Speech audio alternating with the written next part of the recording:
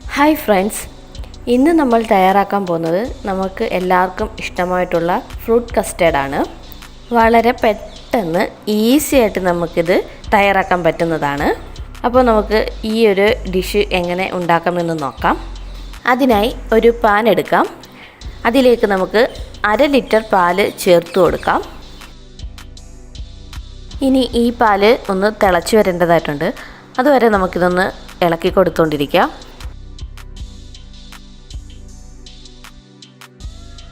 അങ്ങനെ പാല് തിളച്ച് വന്നിട്ടുണ്ട്. ഇത് ഇത്രയും മതിയാവും. ഇനി നമുക്ക് ഫ്ലെയിം ഒന്ന് കുറച്ച് വെച്ച് കൊടുക്കാം. ഫ്ലെയിം നമ്മൾ കുറച്ച് വെച്ചിട്ടുണ്ട്.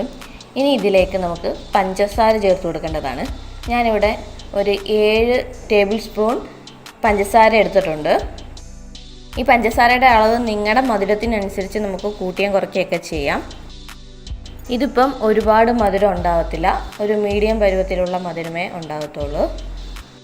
നമ്മളിപ്പോൾ ഇതിലേക്ക് ചേർത്ത് കൊടുത്ത പഞ്ചസാര ഒന്ന് മെൽറ്റായിട്ട് ഈ പാലൊന്നും കൂടെ ഒന്ന് തിളച്ച് വരേണ്ടതാണ്. അങ്ങനെ നമ്മുടെ പാല് നന്നായിട്ട് തിളച്ച് വന്നിട്ടുണ്ട്. ഇനി നമുക്ക് ഇതിലേക്ക് ചേർത്ത് കൊടുക്കേണ്ടത് കസ്റ്റർഡാണ്. ഒരു 2 ടേബിൾ സ്പൂൺ കസ്റ്റർഡ് പൗഡർ നമുക്കൊരു ബൗളിലേക്ക് എടുക്കാം. ഞാനിവിടെ വാനിലയുടെ കസ്റ്റർഡ് പൗഡറാണ് യൂസ് ചെയ്തിരിക്കുന്നത്. വാനിലയുടേത് തന്നെ വേണമെന്നില്ല, ഏത് ഫ്ലേവറിൻ്റെ കസ്റ്റർഡ് പൗഡർ ആയാലും നമുക്ക് യൂസ് ചെയ്യാം. ഞാൻ വാനിലയുടെയാണ് ഇപ്പോൾ ഇവിടെ യൂസ് ചെയ്തിരിക്കുന്നത്. അതുപോലെ ഇനി നമുക്കിതിലേക്ക് ഒരു 1/4 കപ്പോളം പാലും കൂടി ചേർത്ത് കൊടുക്കാം. എന്നിട്ട് ഇത് നമുക്കൊന്ന് മിക്സ് ചെയ്തെടുക്കാം. അതുപോലെ നമ്മൾ ഈ കസ്റ്റർഡ് പൗഡർ ഡയറക്റ്റ് പാലിലോട്ട് ചേർത്ത് കൊടുക്കരുത്. അങ്ങനെ ചേർത്ത് കൊടുക്കുകയെങ്കിൽ ഇത് കട്ട പിടിക്കുന്നതായിരിക്കും. അപ്പോൾ നമ്മളിങ്ങനെ ഡൈലൂട്ട് ചെയ്തതിന് ശേഷം മാത്രം ഈ കസ്റ്റർഡ് പൗഡർ പാലിലേക്ക് ചേർത്ത് കൊടുക്കുക. ഞാൻ റൂം ടെമ്പറേച്ചറിലുള്ള പാലാണ് ഇങ്ങനെ മിക്സ് ചെയ്യാൻ യൂസ് ചെയ്തിരിക്കുന്നത്.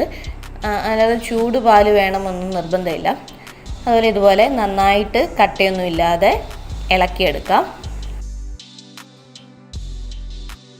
അപ്പോൾ ഇനി ഇത് നമുക്ക് പാലിലേക്ക് ചേർത്ത് കൊടുക്കാം.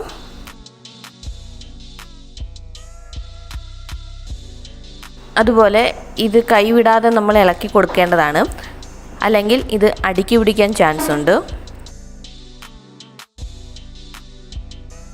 ഇതൊന്ന് റെഡി ആവുന്നവരെ നമ്മൾ ഇതുപോലെ ഇളക്കി കൊടുത്തുകൊണ്ടേ ഇരിക്കുക.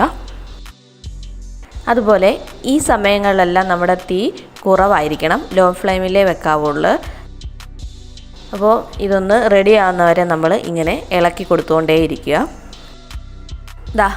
ഈ ഒരു കൺസിസ്റ്റൻസിയിലാണ് നമുക്ക് പാല് വേണ്ടത്. ഒരു 2 മിനിറ്റോളം നമ്മൾ ഇളക്കി കൊടുത്തേ ഉള്ളൂ. അപ്പോഴത്തേക്ക് പാല് നല്ല തിക്കായിട്ട് വന്നിട്ടുണ്ട്. അപ്പോൾ ഇത്രയേ ഉള്ളൂ. ഇനി നമുക്ക് തീ ഓഫ് ചെയ്യാം. അങ്ങനെ നമ്മുടെ കസ്റ്റർഡ് ഇവിടെ റെഡി ആയിട്ടുണ്ട്. ഇനി ഇത് നമുക്ക് നന്നായിട്ടൊന്ന് തണുക്കാൻ വേണ്ടി മാറ്റി വെക്കാം. അപ്പോൾ ഇത് നമുക്ക് മറ്റൊരു പാത്രത്തിലേക്ക് മാറ്റാം. അല്ലാന്നുണ്ടെങ്കിൽ ആ പാത്രത്തിൽ തന്നെ ഇരിക്കുകയാണെന്നുണ്ടെങ്കിൽ ആ ചൂട് തട്ടി ഇത് ഒന്നും കൂടെ കട്ടിയാവാൻ ചാൻസ് ഉണ്ട്. അപ്പോൾ നമുക്ക് മറ്റൊരു പാത്രത്തിലോട്ട് മാറ്റാം. നമ്മുടെ കസ്റ്റർഡ് ഒന്ന് തണുത്തതിന് ശേഷം നമുക്ക് ഇതിലേക്ക് ഫ്രൂട്ട്സുകൾ ചേർത്ത് കൊടുക്കാം. അങ്ങനെ നമ്മുടെ കസ്റ്റർഡ് ഇവിടെ തണുത്തിട്ടുണ്ട്. ഇനി ഇതിലേക്ക് നമുക്ക് ഫ്രൂട്ട്സുകൾ ചേർത്ത് കൊടുക്കാം. ഞാനിവിടെ കുറച്ച് മാതള നാരങ്ങ ചേർത്ത് കൊടുക്കുകയാണ്. പിന്നീട് കുറച്ച് കട്ട് ചെയ്ത് വെച്ചിരിക്കുന്ന ആപ്പിള്, പഴം, ഇവയെല്ലാം ചേർത്ത് നമുക്കിതൊന്ന് നന്നായിട്ട് മിക്സ് ചെയ്യാം.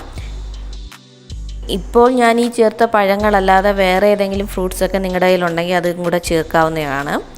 എനിക്ക് കയ്യിലിപ്പോൾ അവൈലബിൾ ആയിട്ടുള്ള ഫ്രൂട്ട്സ് മാത്രമേ ഞാൻ ചേർത്തിട്ടുള്ളൂ. എന്നിട്ട് ഇനി ഇത് നന്നായിട്ട് നമുക്ക് ഒന്ന് മിക്സ് ചെയ്തെടുക്കാം.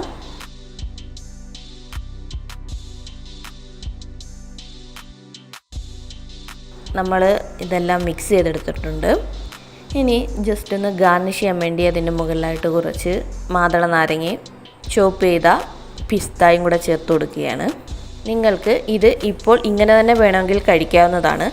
അതല്ല എന്നുണ്ടെങ്കിൽ ഫ്രിഡ്ജിൽ വെച്ചൊന്ന് തണുപ്പിച്ചതിന് ശേഷം കഴിക്കാവുന്നതാണ്. അപ്പോൾ ഈ ഒരു റെസിപ്പി എല്ലാവർക്കും ഇഷ്ടപ്പെട്ടെന്ന് വിചാരിക്കുന്നു.